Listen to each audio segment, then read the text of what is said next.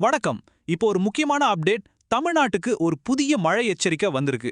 So என்னென்ன விஷயங்கள் நாம தெரிஞ்சுக்கணும்னு உடனடியா பாத்திரலாம் வாங்க.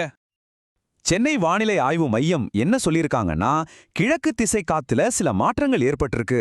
அதனால டிசம்பர் 23 வரைக்கும் தமிழ்நாட்டுல பரவலா மழை பெய்யும்னு ஒரு புது எச்சரிக்கை விடுத்திருக்காங்க.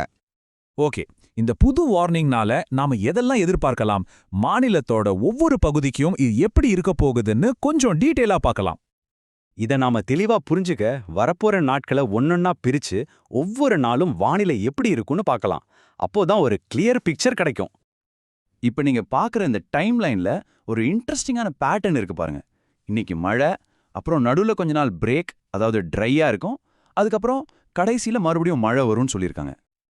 இன்னைக்கு அதாவது டிசம்பர் 17ஆம் தேதியை பொறுத்த வரைக்கும் குறிப்பா தென் மாவட்டங்கள், அதாவது தென்காசி, தூத்துக்குடி, திருநெல்வேலி, கன்னியாகுமரி, விருதுநகர், தேனி, ராமநாதபுரம் இங்கெல்லாம் மிதமான மழை பெய்யுமா, மற்ற இடங்கள்ல லேசான மழைக்கு வாய்ப்பு இருக்கு.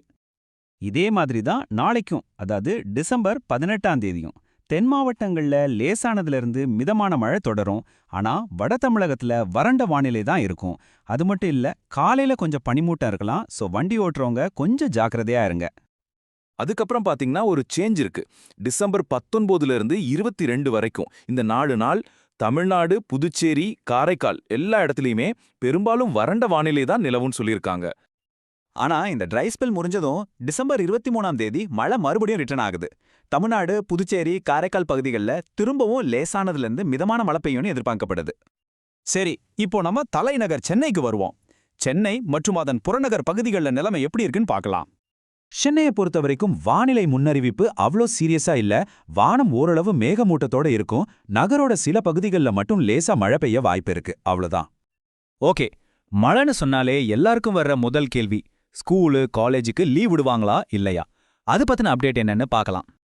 இதுல ரொம்ப முக்கியமான விஷயம் என்னன்னா, தமிழ்நாடு முழுவதுக்கும் பொதுவா எந்த விடுமுறையும் அறிவிக்கப்படல. அந்தந்த மாவட்டத்துல மழையோட தீவிரம் எப்படி இருக்கோ அதை வச்சு அங்க இருக்கிற மாவட்ட ஆட்சியர் தான் விடுமுறை அறிவிப்பார். அடுத்ததா நம்ம மீனவ நண்பர்களுக்கு ஒரு மிக மிக முக்கியமான அவசர பாதுகாப்பு எச்சரிக்கை இருக்கு. தயவு செஞ்சு கவனமா கேளுங்க.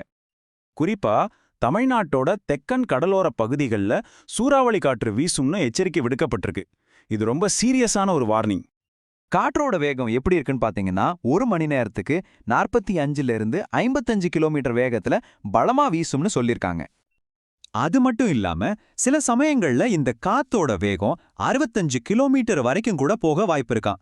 யோசிச்சு பாருங்க, இந்த வேகத்துல காத்தடிச்சா கடல் எவ்வளோ சீற்றமா இருக்கும்னு.